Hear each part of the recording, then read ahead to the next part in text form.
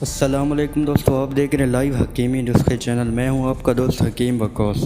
طب یونانی میں یونان کا لفظ دراصل لونین کی عربی زدہ صورت ہے جس کے معنی گریک یا یونان کے ہیں۔ اس کو حکمت بھی کہا جاتا ہے اور یونانی طب بھی، اور بعض اوقات صرف یونانی طریقہ علاج کا ماخذ عربی اور فارسی لٹریچر ہے، اور اس کا بنیادی نظریہ اخلاط عربیہ، بلغم، خون، صفرا اور سودا جو انسانی بدن کی بنیادی ہیں اور ان سے پیدا شدہ مزاج پر قائم ہے۔ چنانچہ جب یہ اخلاط اعتدال پر قائم رہتے ہیں، انسان کا مزاج بھی اعتدال پر رہتا ہے اور اسی کا نام صحت ہے، اور جب یہ اخلاط کسی اندرونی یا بیرونی اثر کے سبب اعتدال سے ہٹ جاتے ہیں تو انسان کا مزاج بھی اعتدال میں نہیں رہتا، اور یہی صورتحال بیماری سے تعبیر کی جاتی ہے جسے اعتدال پر لانے کے لیے مناسب دواؤں، غذا اور ترکیب کی ضرورت ہوتی ہے، اور اسی کا نام علاج ہے جو ایک طبیب کے ذریعے انجام پاتا ہے۔ بدن انسان کا یہ نظام ایک قوت کے ذریعے انجام پاتا ہے جسے قوت مدبرہ بدن مناعت یا امیونٹی کہتے ہیں۔ تاریخ: پتھروں کے ابتدائی زمانے میں عبادت گاہوں کے راہب جھاڑ پھونک کے پردے میں جڑی بوٹیاں بھی استعمال کیا کرتے تھے۔ یہ طب کے ابتدائی صورت تھی۔ اس فن کو باقاعدہ عسقلی بیوس نے اختیار کیا۔ ایک حوالے کے مطابق عسقلی بیوس یونانی زبان میں ہنوک ادریس بن یارد کو کہا گیا ہے۔ عسقلی بیوس کے بعد بے شمار درد مند انسانوں نے طب کو بطور پیشہ اختیار کیا۔ یونانی طبیبوں کی تعداد کثیر ہے اور زمانہ طویل، مگر وہ جواہر پارے جو آسمان پر مادہ انجم کی طرح چمکتے ہیں، ان کے نام یہ ہیں: فیثاغورس، افلاطون، بقراط، ارسطو، لقمان اور جالینوس یونان کا آخری طبیب تھا۔ ظہور اسلام کے بعد طب نبوی سے اس فن کی نشاط ثانیہ ہوئی اور رفتہ رفتہ طب کی کتابیں سریانی، عبرانی اور یونانی سے عربی میں منتقل ہوئیں۔ اس فن کو حشور و زوائد سے پاک کہا گیا ہے۔ بے شمار اضافے ہوئے، طب یونانی کی درس گاہیں اور بیمارستان، اسپتال کھلنے شروع ہوئے۔ اس طرح طب یونانی کا رواج عام ہو گیا۔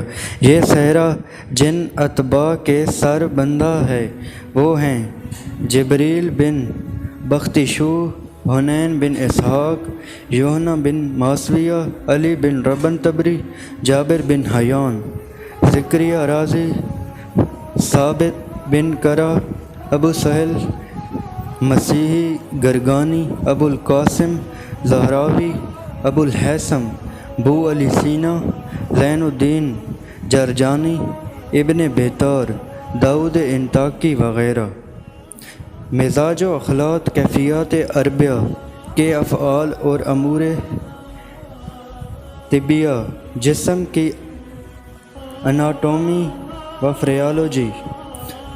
متحرب اتباع، محترم کرام، طب اسلامی و یونانی میں جسم کی ساخت، کیمسٹری، ایمانوٹی اور اس کے افعال، فزکس، فزیالوجی، طب یونانی کے امور طبیہ کے تحت بیان کیے جاتے ہیں۔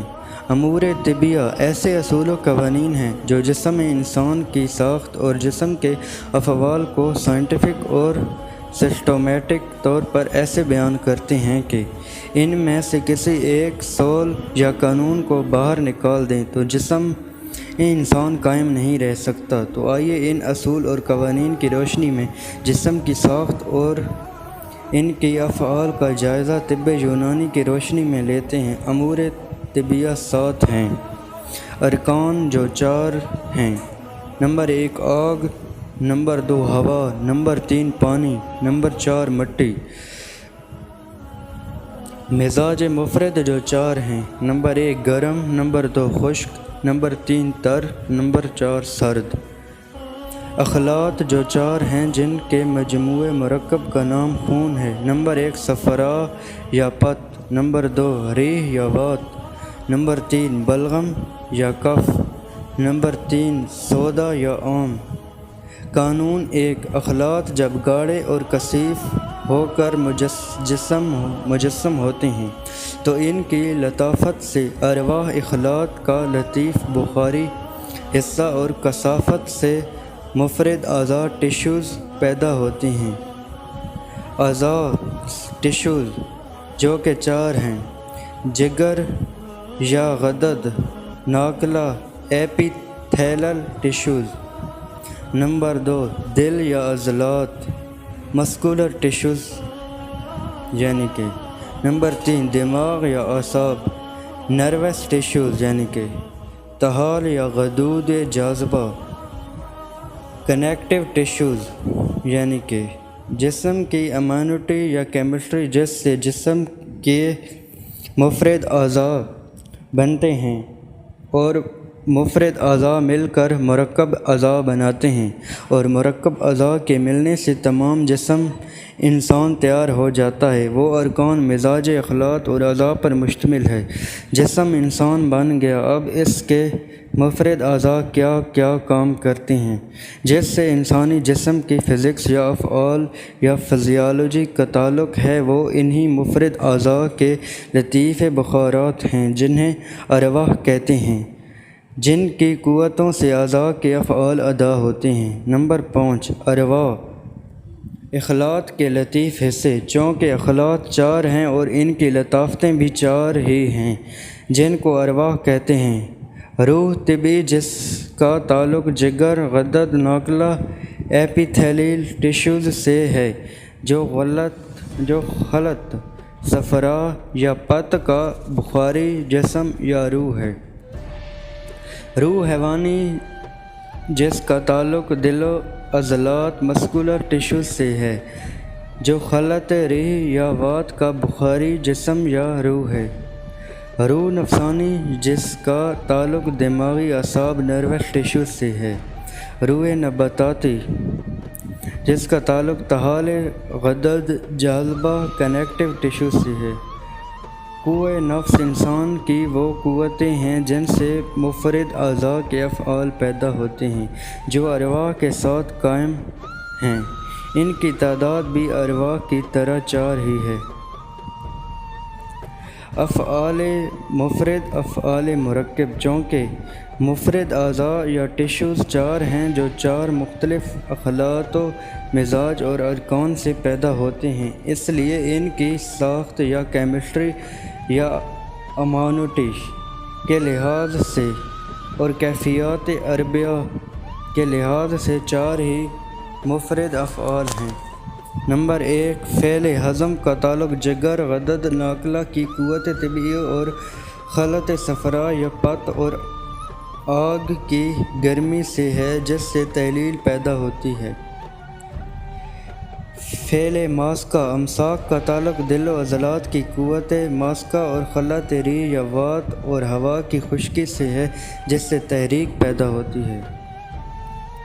فعل دافتہ دفاع کا تعلق دماغ و اعصاب کی قوت داخلہ اور خلط بلغم یا کف اور پانی کی تری سے ہے جس سے تسکین پیدا ہوتی ہے۔ فعل جاذبہ جذب کا تعلق طحال و غدود جاذبہ کی قوت جاذبہ اور خلط سودا اور اس کی سردی سے ہے جس سے تخدید پیدا ہوتی ہے۔ طب اسلامی فرمان باری تعالیٰ فی قلوبہم مرض فزادہم اللہ مرضا، سورہ بقرہ آیت نمبر 10۔ ان کے دلوں میں بیماری ہے اور قانون قدرت نے دل کی بیماری خون کے ذریعے سارے جسم میں بڑھا دی۔ فرمان نبی صلی اللہ علیہ وآلہ وسلم، اور بے شک جسم میں گوشت کا ایک لوتھڑا ہے، جب وہ درست ہوتا ہے تو تمام جسم تن درست ہوتا ہے، اور جب وہ بگڑتا ہے تو تمام جسم بگڑ جاتا ہے۔ جان لو وہ انسان کا دل ہے۔